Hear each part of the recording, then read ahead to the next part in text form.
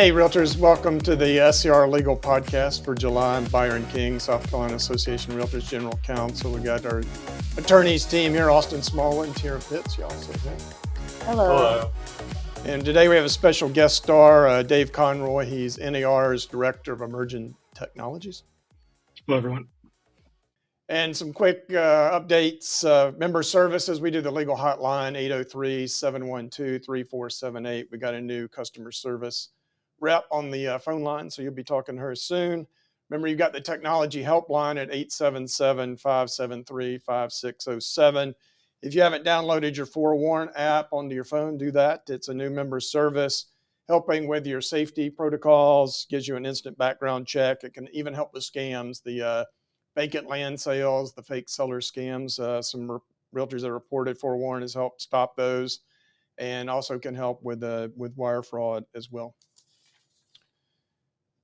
And then AI has been a hot topic at NAR's mid-year meetings. All the meetings were packed with realtors wanting to learn about AI. It's the new kind of hot topic. It means artificial intelligence, machine learning.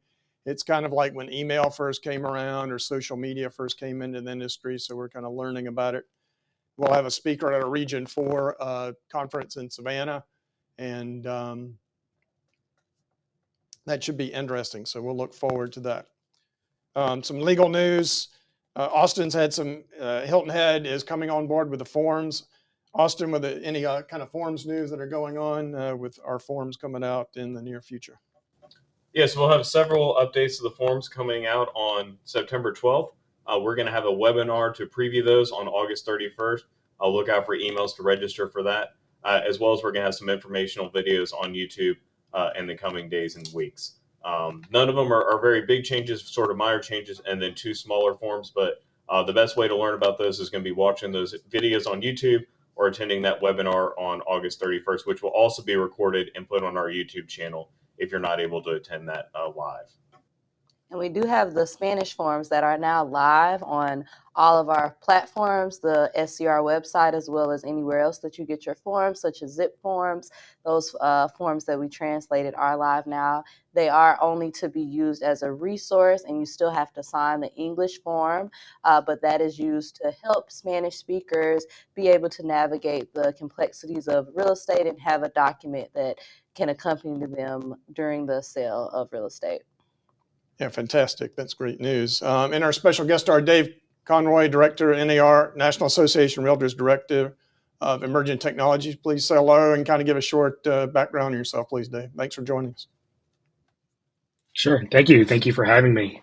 I'm especially excited to be here today because as NAR's Director of Emerging Tech, it's my job to be looking 5 or 10 years into the future to see what technology may impact the future of real estate.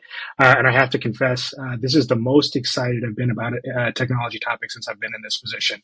And even as a technologist, the most excited I've been about a new piece of tech, probably going back 10 or 15 years.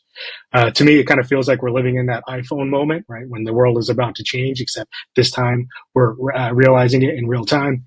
And I'd also just like to give a quick thank you from my wife. She's happy I'm here to talk to you today, so I have someone else other than her to talk about AI with.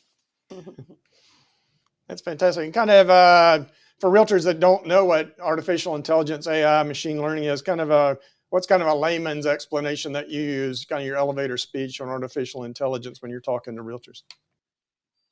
Sure. So I guess at the most basic form, I would describe AI as just as the ability for technology or computers to mimic human cognitive function. I don't feel that realtors or the viewers of this podcast need to be afraid of this new technology. It's actually not that new at all.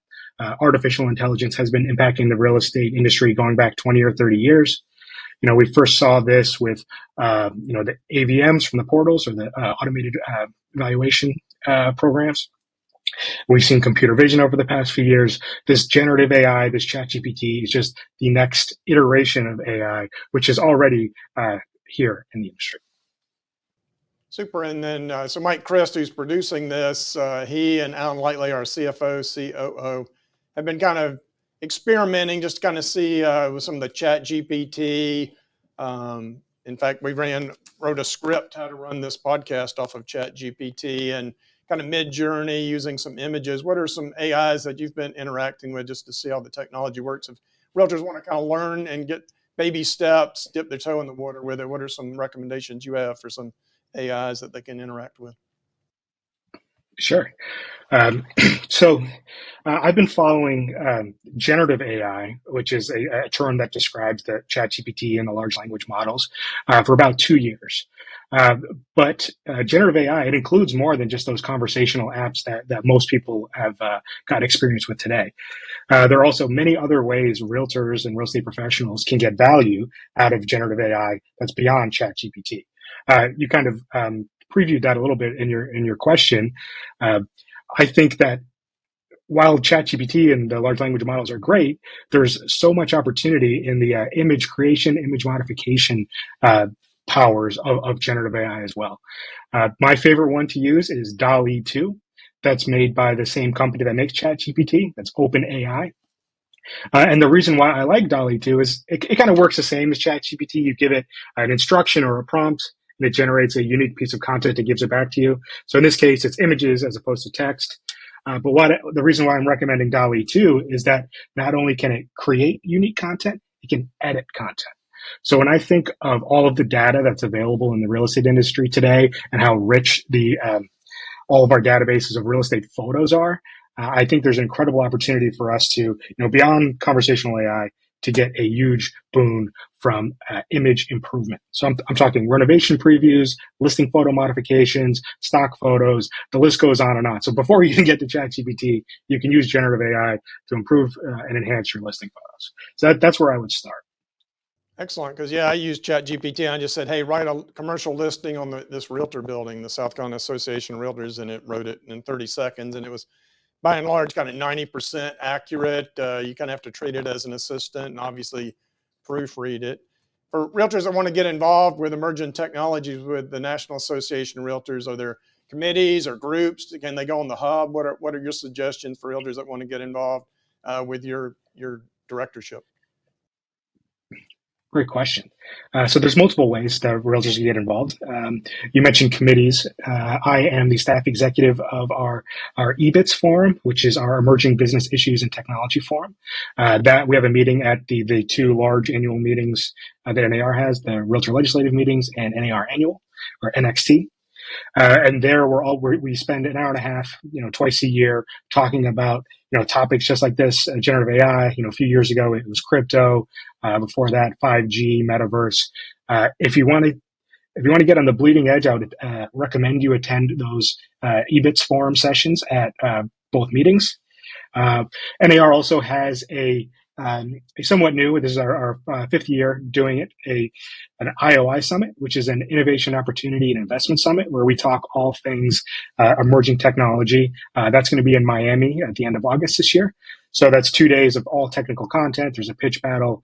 Again, if you're into topics like generative AI and ChatGPT, you're the right type of attendee for this event because it's all about the future of real estate. And then finally, if you're looking for even more information, there's an emerging technology blog on nar.realtor, and I also personally run a emerging technology prop tech meetup. So no shortage of ways to get in touch with me. You can follow me on LinkedIn. I share all of this content there regularly as well. And again, I'm super excited about what this technology can do for the industry. So do not hesitate to reach out, and I'd love to get connected with anyone interested. That's fantastic. And Austin, Tiara, any things that you'd like to ask Dave about with AI that you've thought about recently? So I saw that you mentioned the listing photos. Do you see any potential problems or limitations with realtors using AI to enhance their listing photos and not being accurate or maybe misrepresenting things to potential buyers or sellers? I think you've dialed right in on like probably my biggest concerns with this whole thing, and that is unintentional violations of either federal housing laws or Realtor Code of Ethics. Luckily, I believe that the existing Realtor Code of Ethics covers a lot of these concerns, right? I think that's Article 2 and Article 12 that cover, advertising rules and have strict rules against misrepresentation. Because I know I'm on stage here being like excited about this cool new tech toy, and it can do some amazing things. but it can also do some things that it shouldn't, and that you have to review. For example, I've used DALL-E 2, the image modification application, to show what a home could look like when it's renovated. Including what type of kitchen it should have, what color the cabinet should be. And it does a great job showing me what it could look like. But if I were to just upload that directly into an MLS or to a listing, that would certainly be misrepresentation. There are material changes to this that are not accurate. So we're kind of in this gray area for now about how that sort of thing is going to be disclosed and almost like earmarked in the MLS as being modified by AI, because since the tools are here and they're so easy and cheap to use, people are going to use them. And unfortunately, some people will maybe intentionally, maybe unintentionally misuse them. So we have to be aware and diligent and use this to our benefit without creating any liability for ourselves. Yes. And do you see any potential that we would need to expand our code of ethics to deal with technology and some of the things that may not have been thought about when the Code of Ethics was originally drafted or even revised? Do you see any potential of updating that with any of this, or is it just already covered by our things like our representation, articles, and advertising rules? So far, there's nothing that I've seen that would require us to do an update to the Code of Ethics. But this is moving at such a breakneck speed that I wouldn't be surprised if sometime in the future that things are added to address this, because these ChatGPT and other large language models, they're starting to wade into the territory of providing recommendations. They advertise themselves as being able to provide professional advice and other things that are traditionally only done by licensed professionals.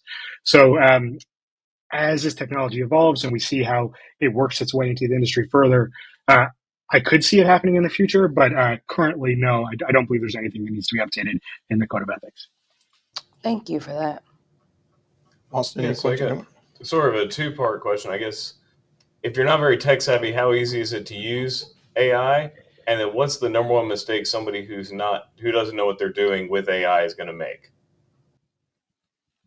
Great question.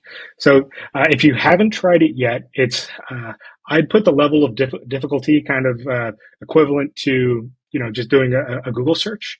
If you haven't tried it, I suggest you do. It's a lot of fun. I've actually updated my homepage that now when I ever open a browser, it's Google and ChatGPT next to each other. What I would suggest is you just go to chat.openai.com, log in, and just start asking questions. If I were a realtor, a practicing realtor, what I would use these tools as is a creative muse. As someone said earlier, it's about 90% accurate. It gets you most of the way there. So you can ask it to do things like, write a listing description, help you with an important email you need to send, help you create phone scripts for new agents you have. It can do all of these things very quickly and very efficiently, but it's only 90% right, and 90% isn't right enough for real estate. So again, everything has to be reviewed. The biggest mistakes I've seen people make is they'll use this type of tool to generate a listing description, and it will, unbeknownst to them, violate federal fair housing laws. And one example I saw was it was describing a property and then the neighborhood, and it had this one little sentence in there that said, this property is perfect for young professionals. And here in Massachusetts, at least, I know that that is strictly forbidden in advertising to be able to talk about what type of community or person would be good for this community. So it's very easy to use. Again, I would just start at chat.openai.com and start asking it questions like it was an assistant of yours. And then what you have to be careful of is not just taking everything that it gives you back as 100% accurate, because it isn't. And it's that last 10% where you can really get in trouble. So always review everything that it's generated with, but certainly give it a try. I've had some incredible efficiency gains over the past few months using this technology, and I believe realtors can as well. And what data privacy concerns would you have regarding this platform? Oh man, how long do we have? I guess my answer would be all of them right now. No, but seriously, these tools were trained over all of the data that's available online, and like every book that's ever been written, and, pretty much anything that humans have created in a written form going back hundreds of years has been used to train these artificial intelligence models. And that alone has its privacy concerns and copyright concerns. I'm sure we'll get into that soon. But going forward, I would be very careful when using these tools to not provide it anything that you would consider private or confidential, because in most cases, unless you're using some paid tier or some private tier, this software is taking your input and it's learning from that as well. So there are many startups out there these days that are kind of like rushing. It's like this AI gold rush. I'm sure that realtors are getting bombarded with, oh, I've got this new AI tool. Let me just connect to your CRM or connect to your email, and then I'll do all of this. I'll analyze and do all this personalization. I would tread lightly. I would proceed with caution. You don't want all of your personal and private and confidential information being used by these models in the future, because who knows what could come out of it. Thank you so much. Yeah, Dave, and Austin's been getting some calls about, and you mentioned the term personal assistant. I imagine some of this AI is going to work its way in kind of the Internet of Things, the smart homes. So we've been looking at some issues like on day one about getting Wi-Fi gear and service set up at a home. Do you see this AI moving into smart refrigerators, smart microwaves, thermostats, things like that? I do. And I almost feel like, in hindsight, I feel like, the creators of Siri and Apple and Alexa with Amazon, I feel like they kind of missed the boat here, right? They have these assistants already in our pockets and in our kitchens and in our living rooms, and they only kind of got halfway there. But then, like seemingly out of nowhere, all of a sudden, everyone has a hyper intelligent assistant available to them. And I love using Alexa for timers and playing music, but I wouldn't call it hyper intelligent.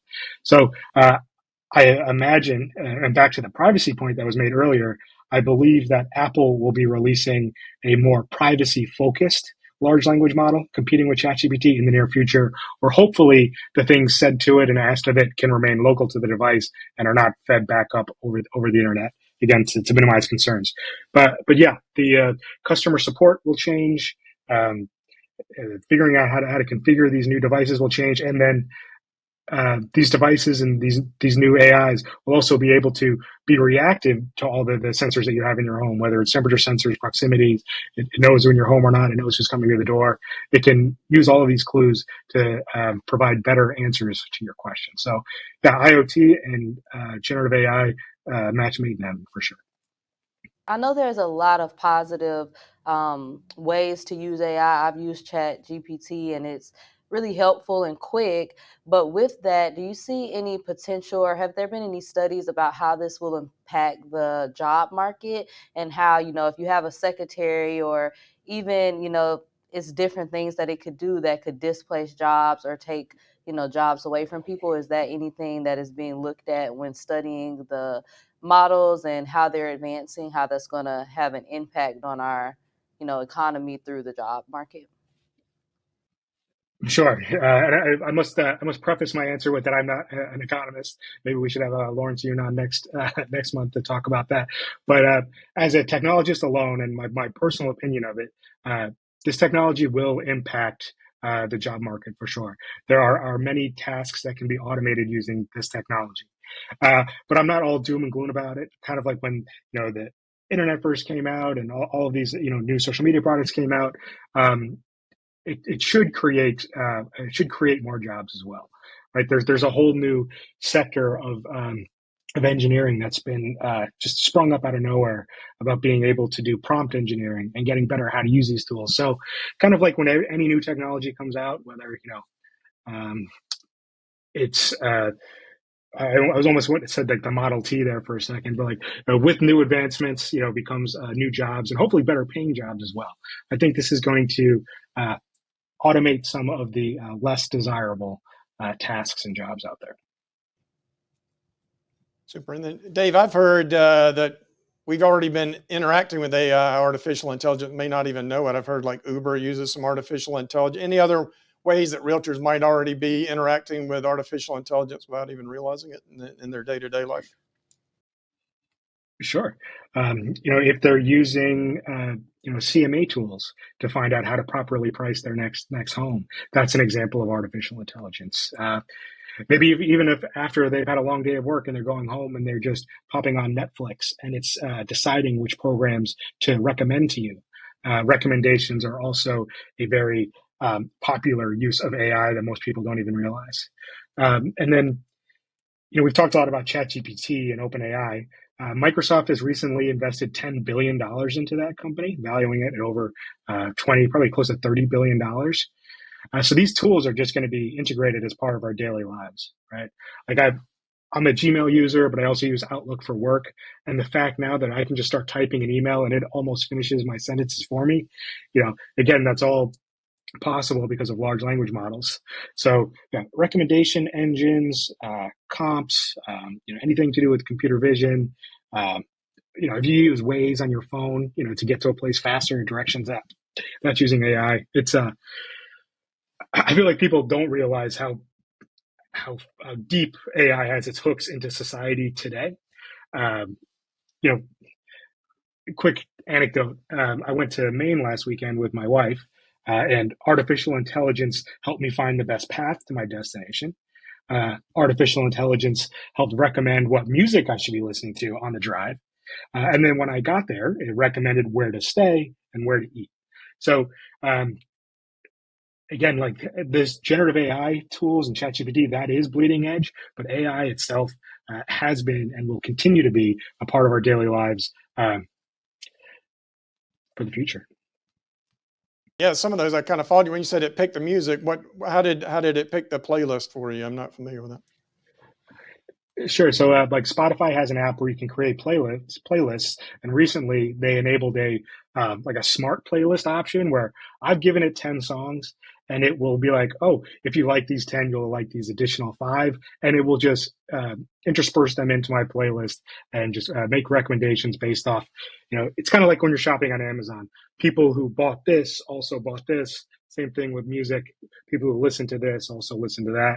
And yeah, it's, if I don't have a Tesla, but if I did, AI would also be doing the drive for me. So it's here. Let's not be afraid of it. Let's take advantage of it. Interesting. We're all lawyers, so we're all kind of thinking of risk management. So one thing I thought of while you guys were talking, and Tiara mentioned the Spanish forms. Will AI help with translation? Say a realtor needs to work with somebody that English is a second language. Do you see it helping, like kind of instant translating services, even verbal or writing? 100%. That's actually one of its really main strong points right now. Things like standardized testing. Like if you've given any exam that's ever been created to ChatGPT, it'll pass it in the 90th percentile. I'm talking the bar exam, the U.S. medical licensing exam, the MBA program from Wharton. It can pass all of those, and it can do it in any language. So I've actually been very interested in translation tools just over the past 10 years because my wife's family speaks a different language. And I've written software, back 10 years ago to kind of listen, translate, and play back. But it was slow and it was clunky. And these days it can be done in real time. And it's actually one of the things that ChatGPT really excels at is the multilingual performance. That sounds exciting. Tiara's director of our fair housing in addition to her work with professional standards and the hotline. So that's exciting. Mike Crest, who produces the videos, he wanted me to ask you about, could AI be used as a teaching tool? We like to use YouTube to learn how to do things. I think Mike mentioned that he used AI to write a plugin, like it can write code for him. Is it a way that can be integrated into teaching? It certainly can. We could probably do a whole podcast on how artificial intelligence will change academia. Especially now it's so easy to use these tools to create things like essays or help answer questions on tests and things like that. But you're 100% correct. I've used ChatGPT to help me write code. I'm organizing a pitch battle next month, and 50 companies applied, and I had to go find all of their logos on the internet. So I used ChatGPT to help me write a Python script to easily go find those company logos, download them, and rename them. And So I am a software engineer, so I was able to use what it gave me to get it done. But it got me, like, again, probably 95% there, even if I didn't know how to code. So yeah, these bots are they're very conversational. It's not like the customer service chatbots that we've used in the past. It's actually it's approaching near human human level intelligence. So it could for sure be a tutor. One other example, I have a friend in Tampa who was looking to buy their first home, but was very overwhelmed by the offer contract. And what they did is they just paragraph by paragraph copied it from the Florida State form into ChatGPT and asked it to describe it to them. And that's how they learned what some of those terms mean and what those clauses meant, and made them feel more comfortable about making the offer.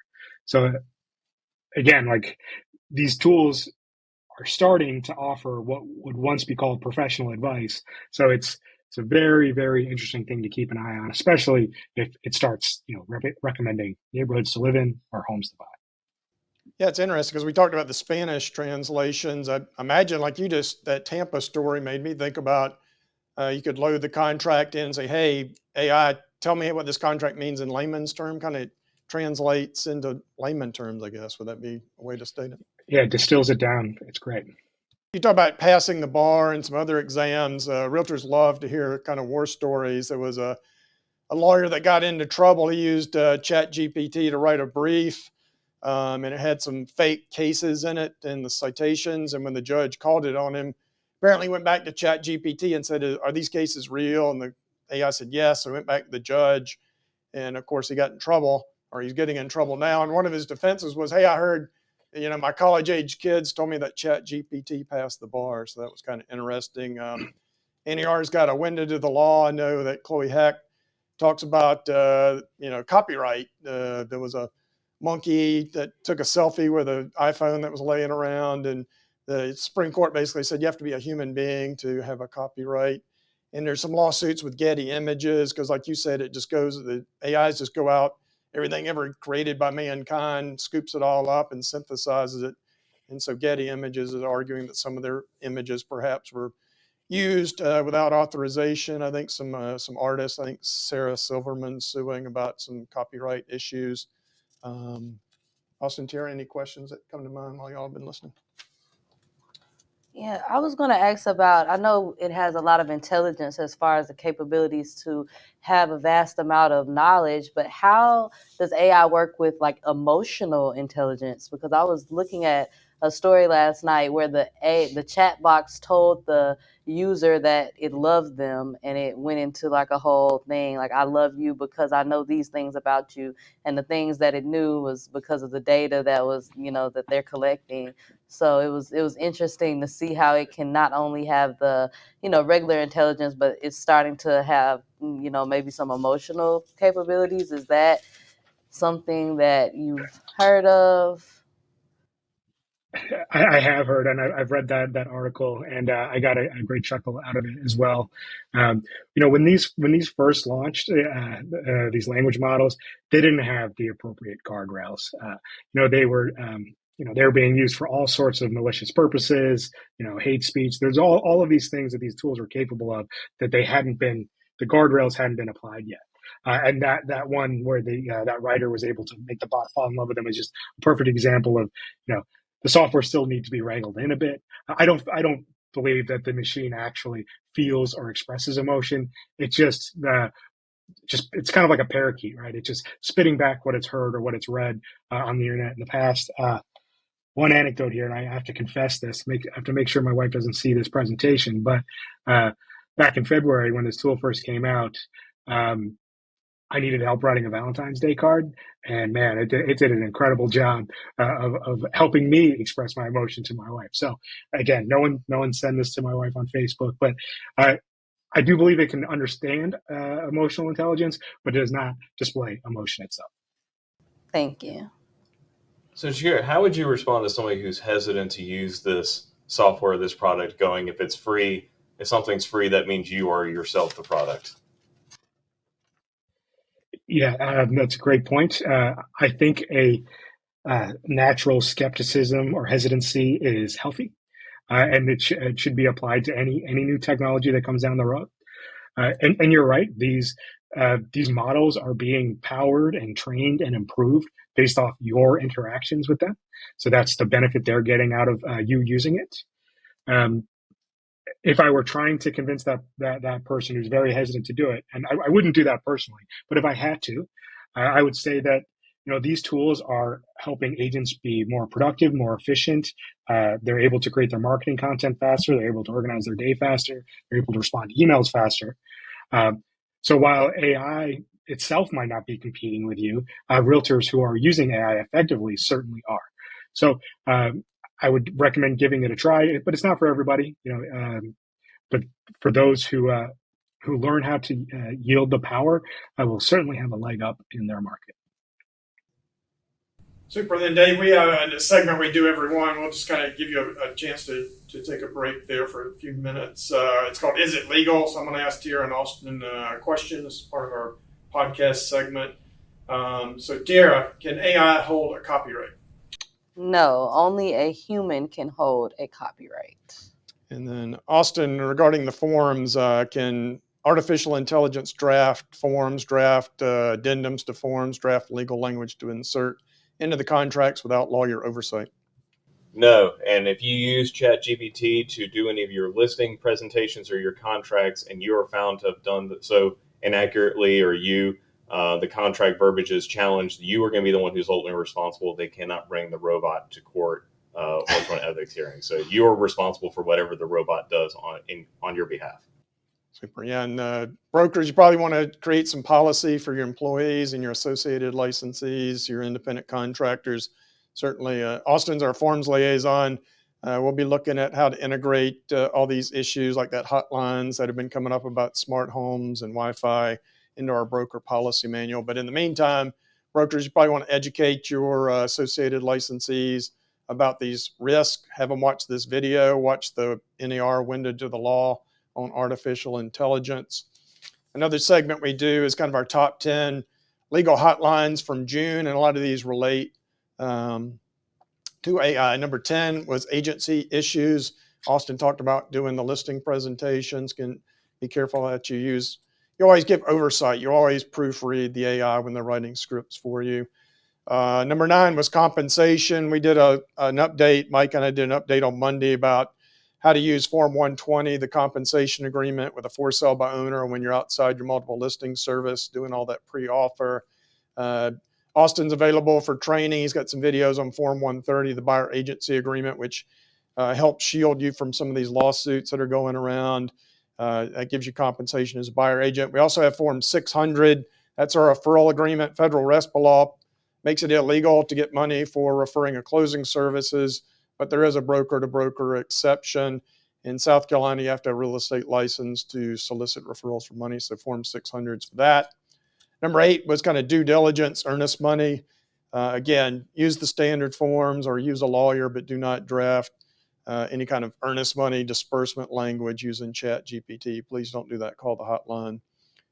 Number 7 is property management. Austin's talking, he's going to have some videos up. There's some tweaks to the vacation rental. We get questions about security deposits. Tiara had a question this morning about kind of students are going back to school. So if you have kind of these where students rent individual bedrooms and share a kitchen, bath, and living area, please give Tiara a call. She's up to speed on that. We talked about advertising using ChatGPT and photoshopping, showing what a house could look like. Say it's an older house and you make it a photograph of an open concept. Make sure you disclose that. We kind of recommend for risk management, you maybe watermark it, put the existing image and the Photoshop, ChatGPT, Midjourney, artificial intelligence upgraded photographs in there. Be wary of there's canned spam laws for your emails when you send out advertising as email. And of course, the do not call laws about calling people on their telephones for advertising purposes. Number 5 was disclosure. Austin, kind of talk about the kind of insurance issues you're hearing like down in Hilton Head. You've been down in Hilton Head a lot, teaching them how to use the forms as they transition. What are some things you're hearing from HOA, some of these insurance? We've heard about Florida and California where they might not underwrite or the prices are going up. What did you hear when you were down in Hilton Head about some things going on with the HOAs? I mean, just to be mindful that there are HOA increases for insurance premiums, depending on how those are labeled. Whether it's a special assessment or just as a regular assessment will depend in our current contract how that's being handled. If it's a special assessment, if it's approved prior to closing, that's responsibility of the seller. If it's just a normal insurance assessment, that's handled in paragraph 22 and can be prorated at closing by the closing attorney.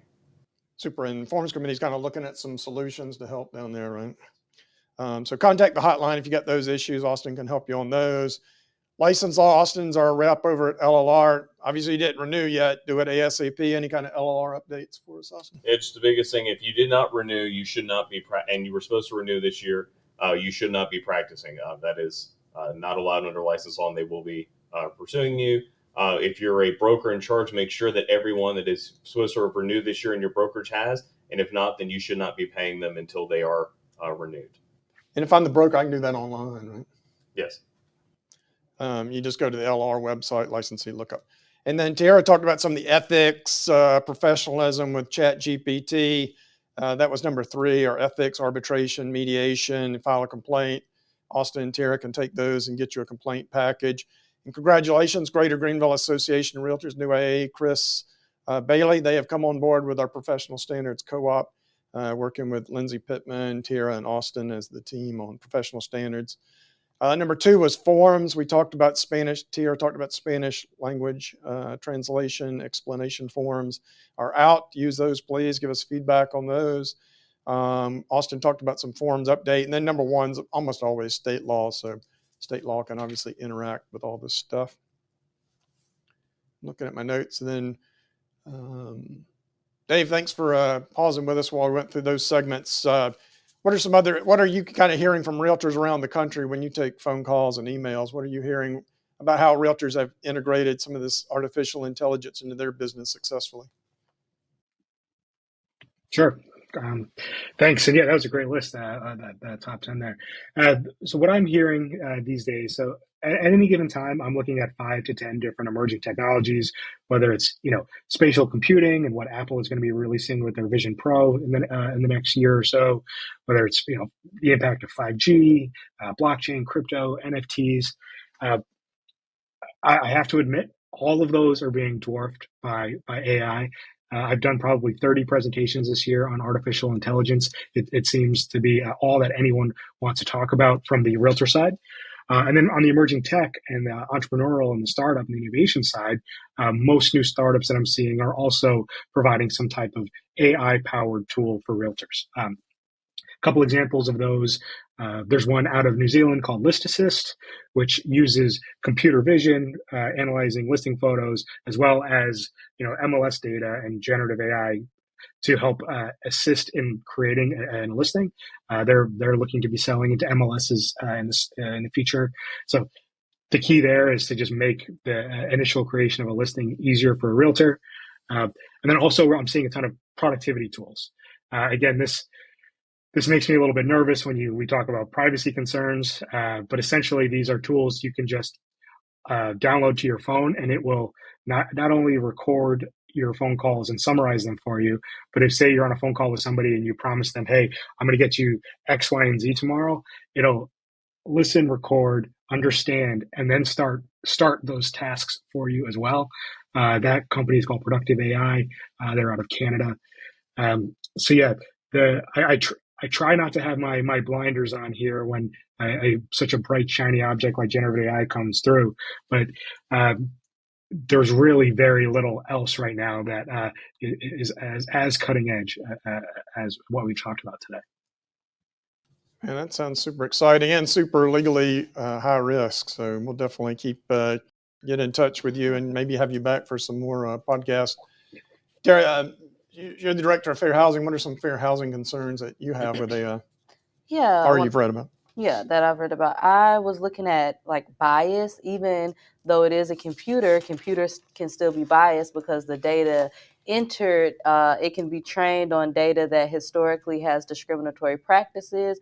An example of that in real estate is if a neighborhood was historically redlined, the AI system may have that data and, they may output that data and accidentally like steer people based on stuff that you're not supposed to steer on, like race or ethnicity, that would be in violation of fair housing laws. So just the algorithm bias is something to look at. We already talked about the privacy concerns. Also, it could be limited access to information. So sometimes when I'm using these AIs, they'll say, we don't have information dating back past, I think maybe it said 2019 or something like that. So it's always, everything is advancing, and they may not have the full picture of information to go off of. Also, it undermines human judgment sometimes. If you're only relying on AI to make some important housing decisions, that takes out that human component and decision making to it, and it could potentially have a impact on fair housing.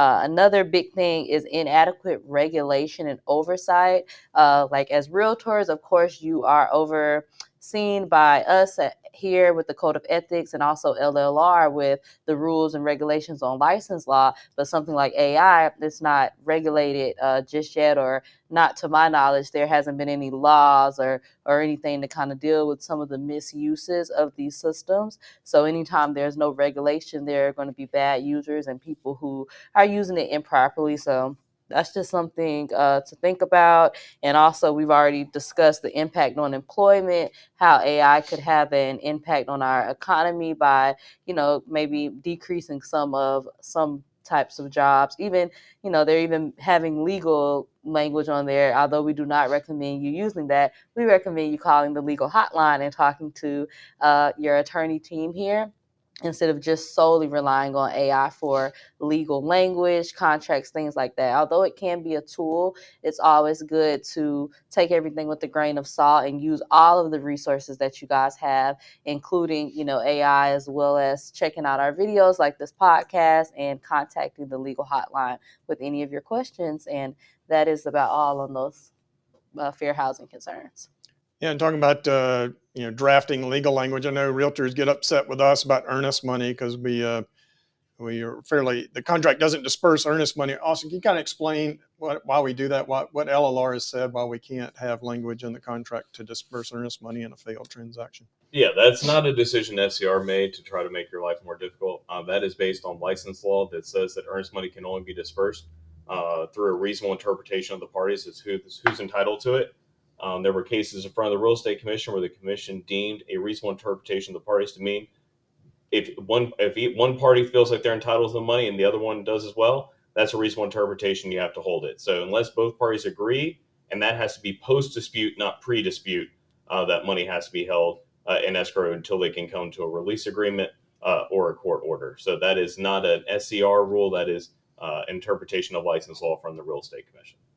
And just to add on to that, earnest money and the termination fee that is due for terminating under due diligence are two separate monies and two separate concepts that interact within our contract. So, if a buyer is going to pay the termination fee to get out of the contract, that doesn't necessarily mean they're automatically entitled to that earnest money. We get that call a lot. That earnest money is only going to be released by that mutual agreement of the parties or a judgment from a court with the proper jurisdiction. So it's not kind of something that you just combine all together. You still have to operate in different sections of our contract. And I feel like that's some confusion there with the termination fee and the earnest money.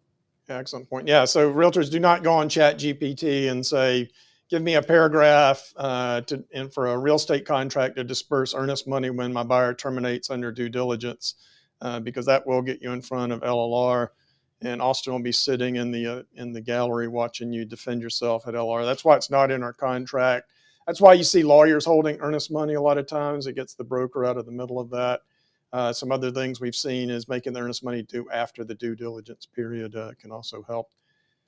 Dave, any kind of closing thoughts? We're up on the hour. Any kind of closing thoughts on AI? And what's your point of contact if members want to reach out to you to get involved with some of your emerging technologies, your forums and your LinkedIn? Sure. Starting with the contact, the best way to get in touch with me is just you can go to dave.realestate, and that will redirect you to my LinkedIn profile. Final thoughts. This technology isn't perfect, as what was just very, very accurately and eloquently described with regards to the fair housing and bias. It's not perfect. Neither are the people who built it, and nor are the people who use it. But it is a tool that, if used effectively, can have a massive impact on your business. So I wouldn't stick my head in the sand and hope this technology is just going away. I believe it's here. I believe you're going to be interacting with it more and more. So it's my recommendation that you embrace it, as long as you tread lightly. And thank you again for so much for having me here today. That was great information you gave us. And to get more information, please sign up and register for the Savannah, the Region 4 conference in Savannah. It's a great networking opportunity. We're going to have South Carolina Realtors there, North Carolina Realtors will be there, Tennessee Realtors will be there, Kentucky Realtors will be there, and we've never done that before, so it's a great networking opportunity. It's got bigger budgets for speakers. We've got some exciting speakers. Mike, Chris, and Sharon Stone have scheduled some speakers on artificial intelligence, ChatGPT, so keep a lookout for that. Tara, Austin, any kind of closing words of wisdom for the members? No, thank you guys for viewing the podcast, and let us know in the comments what you think about AI and if you'll be using it in your business. Awesome. Yeah, just thank you again for joining. Just a reminder to double check your work, anything that ChatGPT does, or alternatively, if you're not comfortable with the platform, just do the work yourself. Yeah, great closing. I can't top that. Thanks, Mike, for producing as always. We'll see you next time. Thanks, Realtors. Keep it safe, legal, and profitable.